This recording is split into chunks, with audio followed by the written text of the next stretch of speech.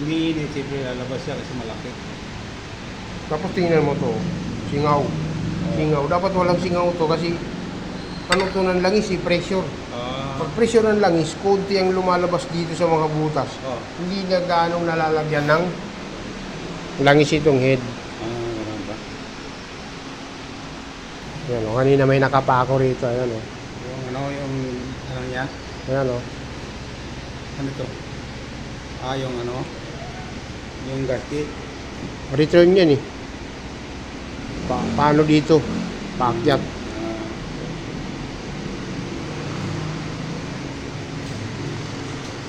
Ganito pa naman yung luma. Hindi na nakakapit dati. Ano pa? Tinap. Malayo ba? Kunin ko. Kunin mo. Kasi sayang. Oo nga eh. Hindi. Kunin ko.